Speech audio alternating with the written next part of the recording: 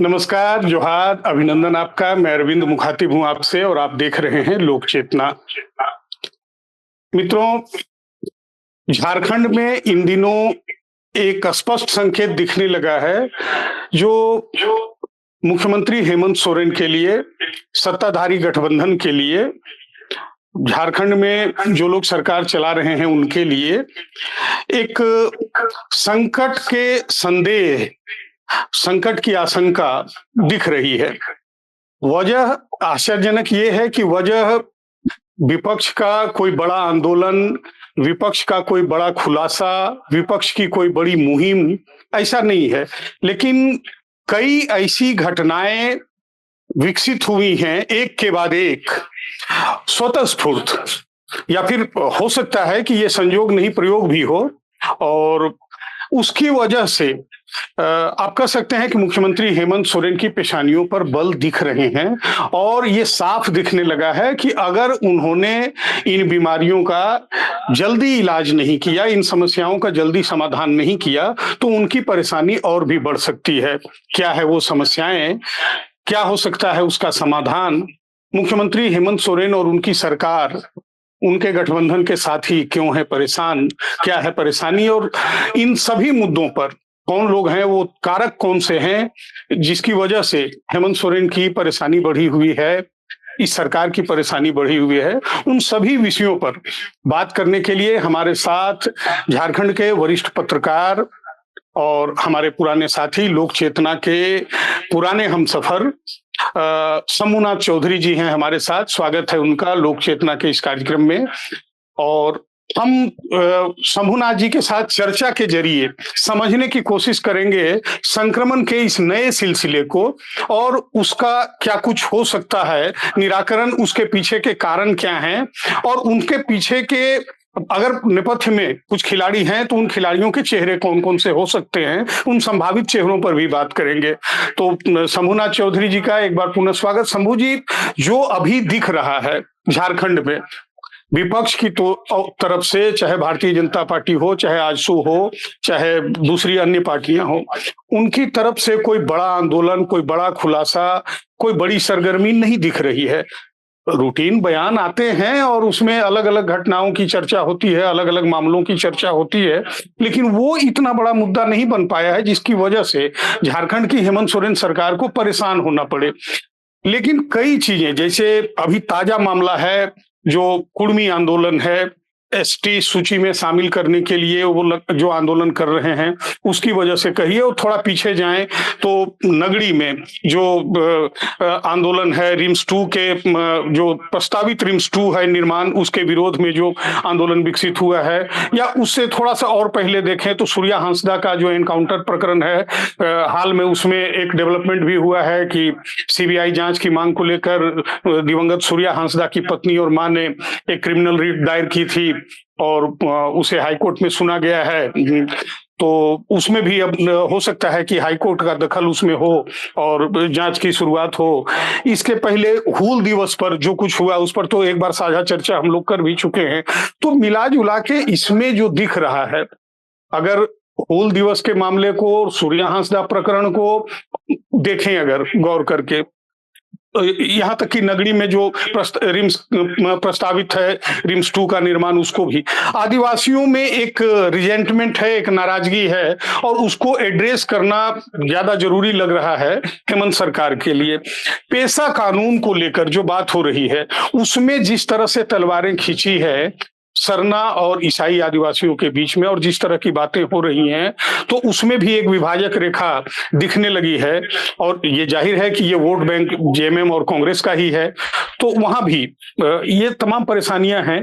तो क्या आपको लगता है कि ये परेशानियां जो है, ये मसले जो हैं, ये हेमंत सोरेन की सरकार के लिए, उनके गठबंधन के साथियों के लिए परेशानी का सबब है? हालांकि इस पर खुलकर चर्चा नहीं हो रही है झारखंड में। नहीं, आपने चर्चा की जो शुरुआत की, आपने कहा कि संकट सरकार के सामने दिख रहा है। मैं इसे संकट नहीं, चुनौती शब्द कहना जो है वो ज्यादा माकूल समझूंगा।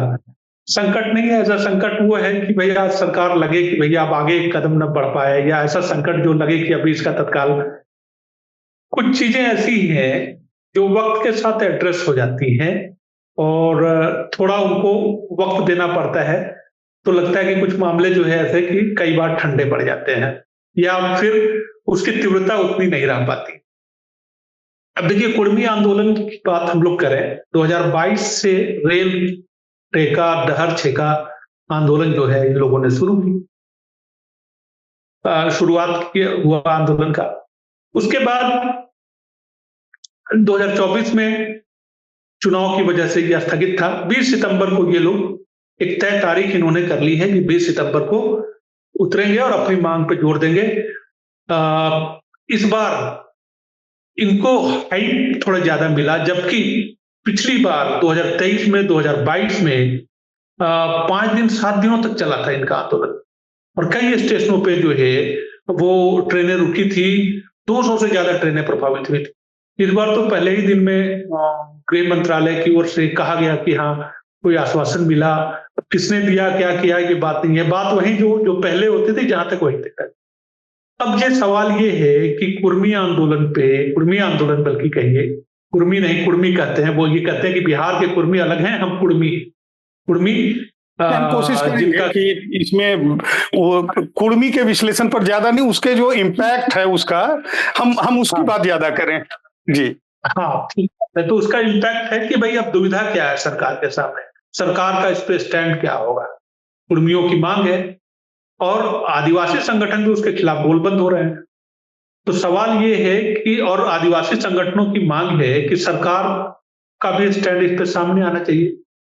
आपने देखा होगा कि सेम डे जो है राजभवन पे ये समग्र धरना था आदिवासियों का।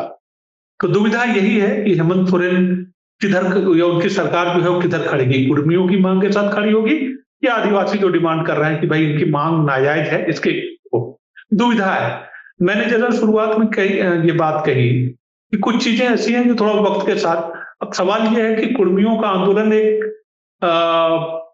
अभी हुआ और फिर हो सकता है कि 6 महीने 7 महीने के लिए जो है ये बात, या फिर हो सकता है अगले साल जो है यही सिलसिला चल रहा है इनका, अगले साल ये बात उठे। अभी अभी तीव्रता लग रही है कि बहुत बड़ा मुद्दा जो है वो बन गया है, प्रेस कॉन्फ्रेंसेज हो रहे हैं, बहुत सारी चीजें हैं। इसलिए मुझे लगता है कि समय के साथ हेमंत सोरेन की जो शैली है, आप देखेंगे कि अक्सर विवादित विषयों से वो उसको टालते रहे हैं, उसको टालते हैं। उनको लगता है कई बार उनकी शैली रही है। आप चाहे जेपीएससी रिजल्ट का मामला हो, बहुत सारे मुद्दे ऐसे हैं जिस पे लोगों ने अपेक्षा की थी कि हेमंत सोरेन की जुबान जो है वो खुलनी चाहिए, उनका स्टैंड सामने आना चाहिए। छात्रों के आंदोलन हुए, आपको याद होगा जेपीएससी का रिजल्ट जो है, इससे पहले का रिजल्ट और कई सारी चीजें बहुत लंबे वक्त रही, लेकिन हेमंत सोरेन या उनकी सरकार के किसी जिम्मेदार अधिकारी का बयान। तो मुझे लगता है कि कई मुद्दों का समाधान ये सरकार जो है उसको वक्त पे टाल देती है। पेशा कानून पे भी आप जो बात कह रहे हैं, पेशा पे भी ऐसा ही होता है। लेकिन इस बार मामला चूंकि न्यायालय का बहुत सख्त रुख है,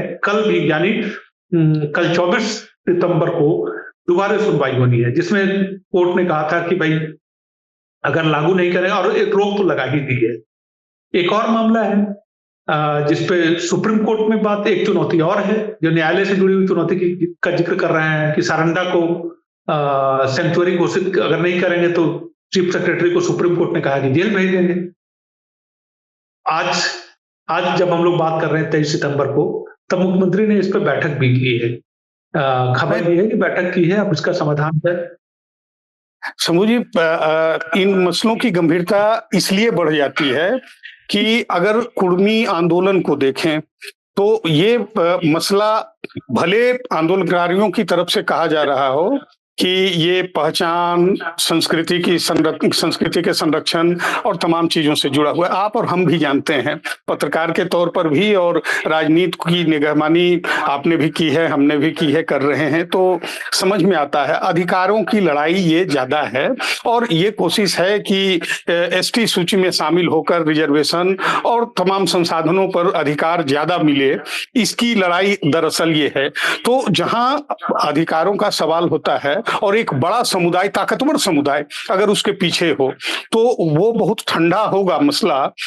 ठीक है, इतने दिनों से चल रहा है, 1931 से ही बल्कि कह लीजिए कि कभी अप्स एंड डाउन्स इसमें चलते रहे हैं, लेकिन इस बार जो संकेत दिख रहे हैं, आजसू पार्टी जो बड़ी तेजी से डिक्लाइंड हुई है। अब उसको लगा कि इसके जरिए ताकत पाई जा सकती है, इस आंदोलन के जरिए, और एक बड़े समुदाय को गोलबंद किया जा सकता है अपने पक्ष में। दूसरी तरफ झारखंड लोकतांत्रिक क्रांतिकारी मोर्चा है, जयराम महतो हैं, उनको लग रहा है कि इसके जरिए आप ऊर्जा पाई जा सकती है। आप गौर करें कि आजसू हो या जेएलकेएम, दोनों थोड़ी हिचक के साथ और थोड़ी देर के बाद इस आंदोलन में सक्रिय तौर पर कूदे हैं। कुछ देर उन्होंने, जैसे होता है, तेल को देखा, तेल की धार को देखा, और जब उन्हें लगा कि नहीं ये मसला तो काम का है भाई, तो कूद पड़े, और उसके बाद तो बहुत एग्रेसिव अप्रोच के साथ इसमें लगे हुए हैं। झारखंड मुक्ति मोर्चा के लिए और झारखंड मुक्ति मोर्चा के नेता के तौर पर हेमंत सोरेन की जो परेशानी मैं समझ पा रहा हूं, जो एक ट्रिपल एम का इक्वेशन, मजबूत इक्वेशन कहा जाता है झारखंड मुक्ति मोर्चा के पक्ष में, अब दिक्कत यह है कि उसमें दो एम जो हैं वो आमने सामने आ गए हैं। हेमंत सोरेन ने अपनी तरफ से, जो आपने कहा उनकी शैली है, उसके हिसाब से उन्होंने इस मामले में अपने आप को ठंडा रखा, तटस्थ रखा, लेकिन दिक्कत यह है कि सेकेंड या थर्ड लाइन के जो आदिवासी लीडर्स हैं, ठीक है, वो अभी पावर प्ले नहीं कर रहे हैं, पावरलेस हैं, और मान लीजिए एक सामाजिक संगठन पर अलग अलग भूमिकाओं में दिख रहे हैं, लेकिन उन लोगों ने इसको मसल की लड़ाई, और दोनों तरफ से ऐसे भुजदंड दिखाए गए कि अब ये मसला थोड़ा सा गंभीर हो गया है, और अगर ये किसी निर्णायक मोड़ पर पहुंचता है तो एक तरफ कुआं और एक तरफ खाई वाली स्थिति है हेमंत सोरेन जी के लिए। मैं ये समझना चाहता हूं कि अगर ऐसा कोई निर्णायक क्षण आता है तब हेमंत सोरेन क्या करेंगे, उसके बाद मैं पेशा पर बात करूंगा। फिर अभी मतलब यहां मैं जानना चाहता हूं कि अगर वो निर्णायक क्षण आता है तब हेमंत सोरेन क्या करेंगे। ये दुविधा आप हेमंत सोरेन की सिर्फ देख रहा हूं, मैं बीजेपी की भी यही दुविधा देख रहा हूं।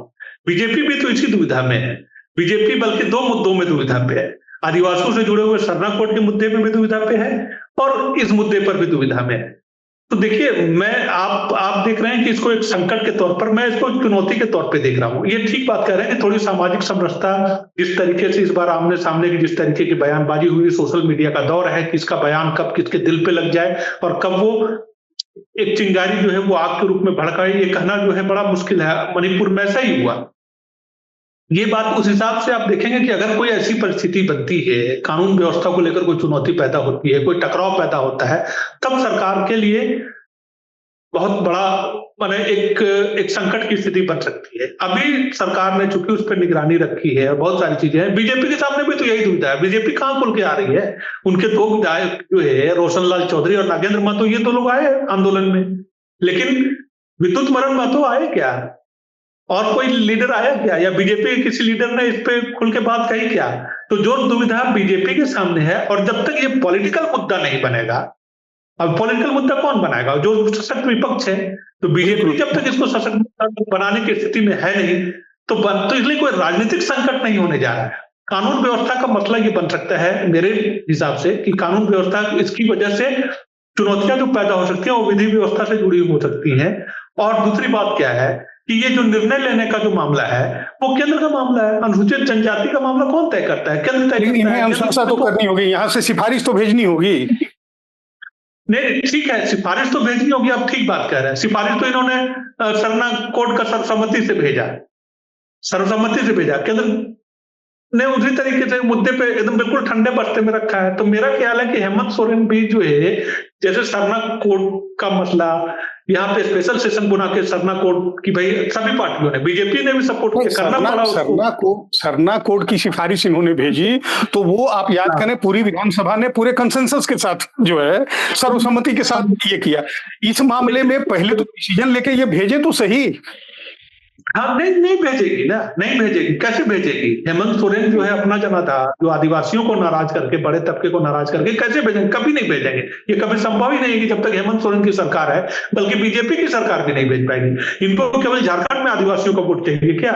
इनको तो पूरे देश में चाहिए ना बीजेपी को।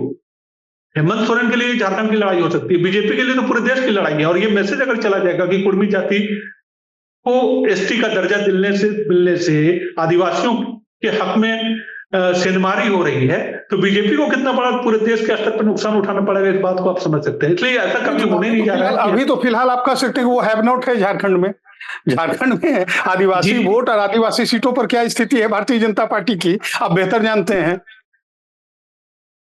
हाँ, बिल्कुल, बिल्कुल। नहीं, है तो ज़रूर, लेकिन बीजेपी ये भी जानती है कि अगर हम आदिवासियों को अपने पक्ष में नहीं करेंगे, तो आप इसीलिए देखिए आदिवासियों पे इतना फोकस क्यों है नरेंद्र मोदी का? मध्य प्रदेश में जो जीत मिली, छत्तीसगढ़ में जो जीत मिली, भले ही वहाँ के आदिवासी बहुत एग्रेशन में नहीं है। आदिवासी यहाँ से ज़्यादा छत्तीसगढ़ में है, 27% आदिवासी हैं, झारखंड से ज़्यादा आदिवासी छत्तीसगढ़ में है। लेकिन झारखंड आदिवासी स्टेट के तौर पे पहचान झारखंड की है, यहाँ से ज्यादा आदिवासी छत्तीसगढ़ में है, लेकिन आदिवासी स्टेट की पहचान झारखंड की है। तो एग्रेशन है यहाँ के आदिवासियों में। तो बीजेपी जो है वो पूरे देश भर के आदिवासियों को नाराज नहीं कर सकती। और हेमंत सोरेन भी ये जोखिम कभी नहीं लेंगे कि आदिवासियों को नाराज करके कोई ऐसा प्रस्ताव लाए।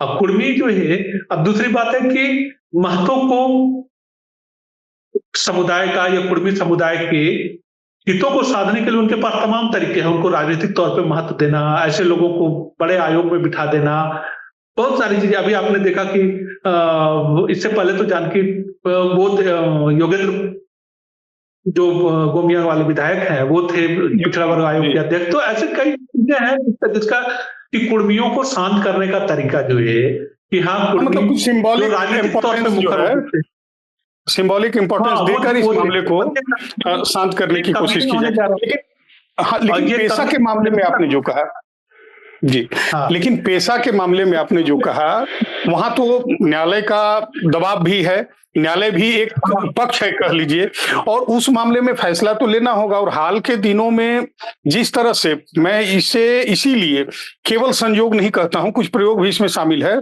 पूर्व मुख्यमंत्री, पूर्व राज्यपाल रघुवर दास जी ने जिस तेजी से पेशा के मामले को, और ये भी ठीक लगभग उसी समय हुआ जब सरना धर्म कोड के मामले में आवाज बुलंद हुई, उसके ठीक बाद आप गौर करें कि रघुवर दास जी की तरफ से ये पेशा के मामले में जो है सरकार पर दबाव बनाने की शुरुआत हुई। इधर कोर्ट ने भी जो है सरकार पर दबाव बनाया है।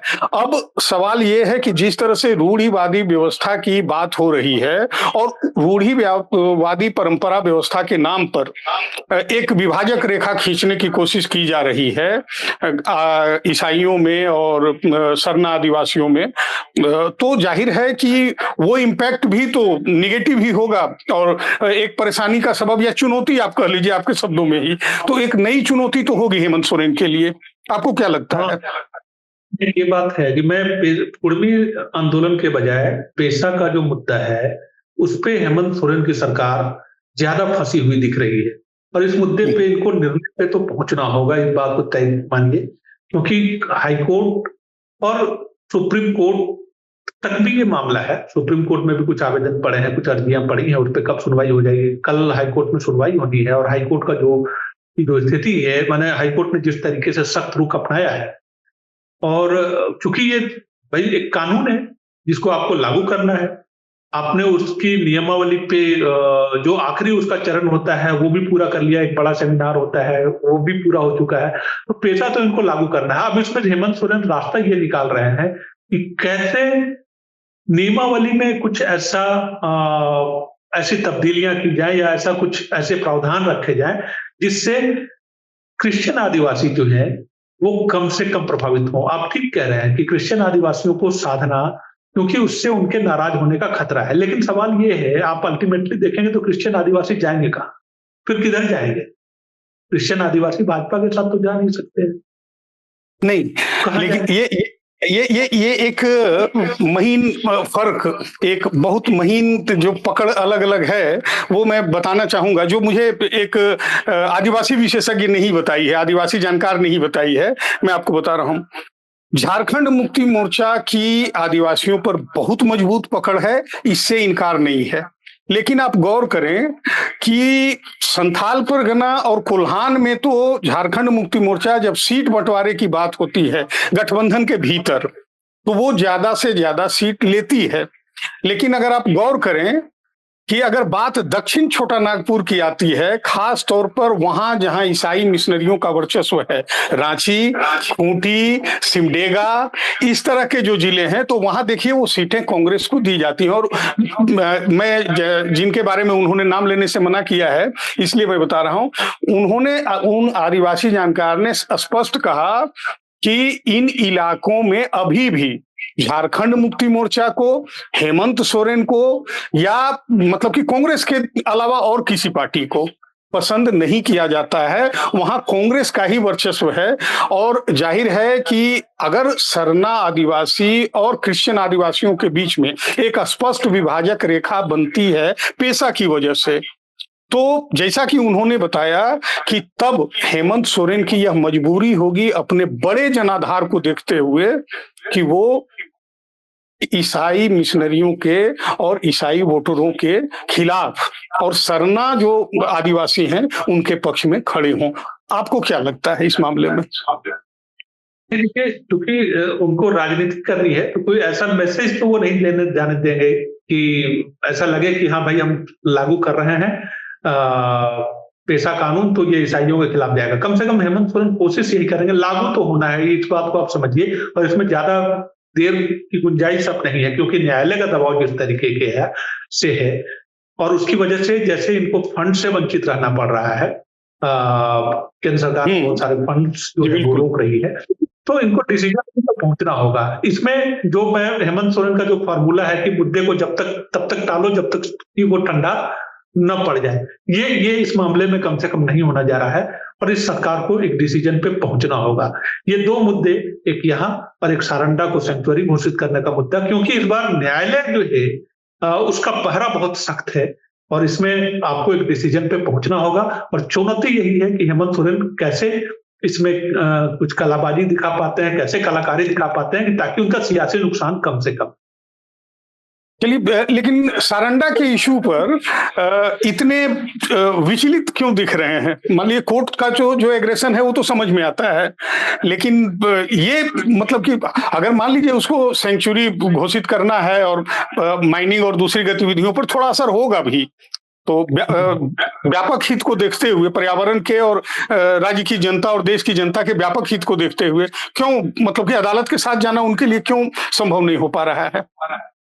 नहीं, इसलिए देखिए बहुत सारी चीजें होती हैं कि कई इस बात को आप मानेंगे चाहे इनकी सरकार रहे चाहे उनकी सरकार रहे, सारंडा जो है वो खनिज संपदा का भंडार। अब आप समझिए कि तमाम जो है वो खनिज के उत्खनन पे और बड़ी कंपनियों का, बड़े जो लोग हैं, कोई भी सरकार जो है इनसे उपकृत हुए बगैर या उनके प्रभाव में आए या उनका दबाव जो है वो बहुत आसानी से खारिज नहीं कर सकती। जिनके हित वहां से जुड़े हुए हैं, जिनकी खनिजों से, अब टाटा का हित अगर जुड़ा होगा उनसे, या किसी, मैं नहीं कहता जानता कि हाँ उनका हित जुड़ा है कि नहीं, ऐसी बड़ी कंपनियों का जो किसी भी सरकार को एक आधार देते हैं, उनके खिलाफ जाना जो है वो सरकार के लिए बहुत आसान नहीं होता है। तो आप इस बात को समझिए, सबसे बड़ी बात मुश्किल तो यही है कि सरकार के सामने दुविधा यही है कि हम अब न्यायालय का अगर निर्णय मानते हैं तो ये है कि भाई उनके हित जो है वो उनको नुकसान पहुंचेगा। जो पूंजीपति हैं, जो बड़े उद्योगपति घराने हैं, उनके हितों को नुकसान पहुंचेगा, जिनकी निगाह सारंडा पे है या जिनका उत्खनन का कार्य, बहुत सारी चीज गतिविधियां जो है सारंडा में बंद भी हो जाएगी। बात को हम समझते हैं, जैसे सेंचुरी घोषित होगा तो बहुत सारे प्रतिबंध, बहुत सारी रिस्ट्रिक्शंस जो है वो वहां पे लग जाएंगे और ये जो है वो मुश्किल होगी। जाहिर है इस वजह से सरकार, आज भी जो मीटिंग हुई, सुनते हैं कि इस पे चर्चा हुई है, जो भी है, लेकिन अब तो इस बार इतनी कड़ी फटकार है, चीफ सेक्रेटरी को जेल भेजने का मामला है, पेशा के मामले में भी हाईकोर्ट का ऐसा ही ये है। तो अब आप ये बल्कि मैं इन दोनों मुद्दों को जो है, मैंने शुरुआत में ही कही कि पेशा और सेंचुरी का मामला, ये दो ऐसे मुद्दे हैं जिसपे हेमंत सोरेन भारी दुविधा में उनकी सरकार फंसी हुई नजर आ रही है। चलिए, एक आखिरी सवाल, उसके बाद मैं आपको छोड़ूंगा। जाहिर है कि शत्रुओं से नहीं, सिचुएशन ने ज्यादा परेशान कर रखा है, ज्यादा बड़ी चुनौतियां सिचुएशंस ने जो है वो क्रिएट कर दी हैं हेमंत सोरेन के लिए। आपको बतौर पत्रकार इस तरह की कोई सूचना है कि जो डिफरेंट स्टेक होल्डर्स हैं अलग अलग मामलों के, जिनकी चर्चा की हम लोगों ने अभी, पेशा हो, चाहे रिम्स 2 का मसला हो, चाहे सूर्या हांसदा एनकाउंटर प्रकरण हो, चाहे कुर्मी आंदोलन हो, तो डिफरेंट जो स्टेक होल्डर्स हैं या इसके जो स्पेशलिस्ट हों या जो अलग अलग स्टेक होल्डर्स के जो फोरम हैं उसके लाइजनर्स हों, कोई कंसल्टेशन का प्रोसेस, कोई समझाइश बुझाइश की कोशिश हेमंत सोरेन की तरफ से हो रही है क्या अंडर करंट?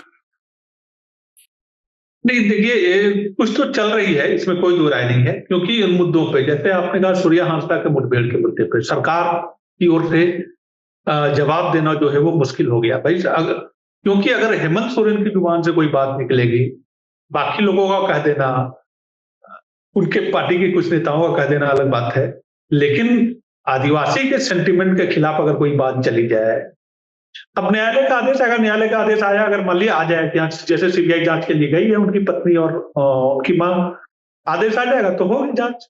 और सीबीआई जांच 3 साल 4 साल से पहले तो कोई नतीजा आता नहीं है, तब तक तो फिर बहुत सारी परिस्थितियां बदल जाती हैं, नई परिस्थितियां आ जाती हैं। तो ठीक है, अच्छा, न्यायालय से अगर कोई आदेश होता है तो हेमंत सोरेन के लिए भी राहत की बात होगी। ठीक, आदेश हो जाएगा न्यायालय का कि आप सीबीआई जांच कराओ तो होगी, बहुत सारी चीजें। आपको याद होगा कि एक महिला दारोगा, आदिवासी महिला दारोगा थी, जिसकी आत्महत्या को लेकर एक बड़ा सवाल उठा था वहां के डीएसपी पे, इवन पंकज मिश्रा पे आरोप लगा था जो हेमंत सोरेन के। उस समय भी सरकार के सामने ऐसे ही लगता था कि भाई सरकार कोई स्टैंड क्यों नहीं ले रही है। तो ऐसे मुद्दों को हेमंत सोरेन, मैं ये कहूंगा कि बहुत तीक्ष्ण बुद्धि के राजनीतिज्ञ हैं, और ऐसे विवादित मुद्दों को खासतौर पे उनसे जिससे उनका वोट बैंक प्रभावित हो या उनके सेंटिमेंट को, उसको एकदम वो बहुत सावधान रहते हैं, उस पर बहुत अलर्ट रहते हैं। इस मामले में मैं उनकी तारीफ करूंगा। बाबूलाल मरांडी जी ने यही चूक कर दी थी मिसाइल के मामले में या जिस भी मामले में। तो सेंटिमेंट को, आपको सेंटिमेंट ये समझते हैं हेमंत सोरेन की, एक बार सेंटिमेंट अगर खिलाफ हो गया तो जितनी मेहनत उन्होंने की है जमीन पे वो उनके खिलाफ चली जा सकती। आप रिम्स 2 का ही इतना ही हंगामा हुआ, बहुत सारे हेमंत सोरेन ने हालांकि कही बात, रिम्स 2 पे इशारों में बात कही, बहुत सारी चीजें, लेकिन वो कोई ऐसी बात नहीं कहते हैं कि हाँ आदिवासियों की जमीन नहीं है, वो सरकारी जमीन है या अधिग्रहण हो चुका था, ऐसा कुछ भी नहीं कहते हेमंत सोरेन। वो कहते हैं कि रिम्स 2 का विरोध करने वाले लोग राजनीति कर रहे हैं, बहुत सारी चीजें हैं कि वो सीधे सीधे चंपई सोरेन पे इशारा डाल करते हैं बहुत सारे। लेकिन आदिवासी कोई ऐसी बात, एक भी वाक्य ऐसा, आप गौर कीजिएगा उनके बयानों को, एक भी कोई ऐसा वाक्य नहीं कहते हैं जिससे नगरी का ही आदिवासी या उसके आसपास का ही आदिवासी या कोई सेंटिमेंट जो है वो गड़बड़ हो जाए। और आदिवासी समुदाय जो है वो फैसलों के बजाय जो है, देखिए आज का तारीख सोशल मीडिया का बात का ही पतंगड़ बन जाता है। तो बात जो है उस जुबान के मामले में हेमंत सोरेन जो है वो बड़े पक्के हैं। पक्के मतलब पक्के इस लिहाज से कि कोई ऐसी बात नहीं निकलने देनी है जुबान से जिससे उनको राजनीतिक खामियाजा जिसका भुगतना पड़े। इस मामले में मैं उनको बहुत तीक्ष्ण बुद्धि का राजनीतिक जो है वो मानता हूं और बहुत सफल राजनीतिक मानता हूं। अन्यथा भाजपा जैसी पार्टी से लड़ना जो है, जिस तरह से पिछली चुनावी लड़ाई लड़ी उन्होंने, ये बहुत मुश्किल होता।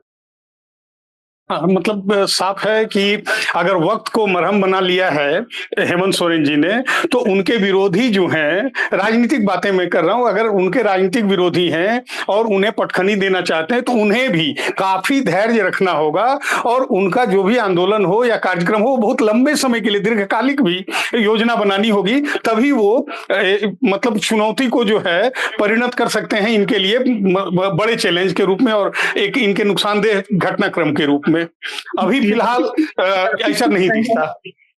हेमंत सोरेन से सियासी चूक का इंतजार कर रही है। अगर कोई ऐसा सियासी चूक हो जाए, उनकी जुबान से कोई ऐसी बात निकल जाए, कोई डिसीजन ऐसा कोई विवादित निकल जाए जी, तो बीजेपी के लिए कुछ फील्डिंग करने का मौका मिल सकता है या बीजेपी के लिए आक्रामक बैटिंग करने का मौका मिल सकता है। अन्यथा जो है बीजेपी जिन मुद्दों पे आक्रामक होने की कोशिश कर रही है, तमाम कोशिशों के बावजूद जो है वो उसको ऐसा मुद्दा नहीं बना पा रही है जिससे जनता उद्वेलित हो या उनका वोटर जो है वो आक्रोशित हो। चुनौती क्या है कि हेमंत सोरेन का जो कोर वोटर है उसको उसमें फूट डाली जाए। ये फूट जो है अब तक सब फूट डालने की कोशिश जो है बीजेपी की ओर से जो भी कोशिश कर रही है, फूट डालने या अपने पक्ष में लाने की, ये कोई इसीलिए इसीलिए मैंने पूछा था कि ये सारा कुछ जो है वो संयोग है या कुछ प्रयोग भी है इसके पीछे। नहीं, प्रयोग तो कोशिश तो हो रही है प्रयोग की, सफल कितना होता है ये कहना बड़ा मुश्किल है। जी अब जी। देखिए बाकी चीजें जो है। चलिए, ये घटनाएं संयोग हो या प्रयोग हो, लेकिन कुछ चुनौतियां अनायास हेमंत सोरेन, मुख्यमंत्री हेमंत सोरेन के सामने, सत्ताधारी गठबंधन के सामने प्रस्तुत हुई है। लेकिन जैसा कि हमारे साथी वरिष्ठ पत्रकार शंभुनाथ चौधरी जी ने बताया कि हेमंत सोरेन संतुलन साधने के अच्छे और कुशल बाजीगर के रूप में स्थापित हो चुके हैं। तो ये इन चुनौतियों को उन्होंने समय के मरहम के हवाले कर दिया है और उन्हें पूरी उम्मीद है कि समय के साथ ये चीजें ठंडी हो जाएंगी, आइसोलेट हो जाएंगी। लेकिन जो दूसरा पक्ष है उसकी रणनीति और उसके मतलब चातुर्य पर भी निर्भर करता है कि ये चीजें कितना आगे जाएंगी। चलिए, हमारी आपकी नजर बनी रहेगी इन चीजों पर। हम फिर मिलेंगे इसी तरह की एक चर्चा पर और कोशिश करेंगे कि आप तक कुछ नई जानकारियां, कुछ नए विश्लेषण आप तक पहुंचा सके। हमारे साथ जुड़ने के लिए शंभुनाथ चौधरी जी का बहुत बहुत धन्यवाद और हम उम्मीद करेंगे कि जल्दी ही हम फिर एक नए कार्यक्रम के साथ जुड़ेंगे और आपके सामने प्रस्तुत होंगे। फिलहाल दीजिए इजाजत। आप सबको जोहार, नमस्कार, जय हिंद।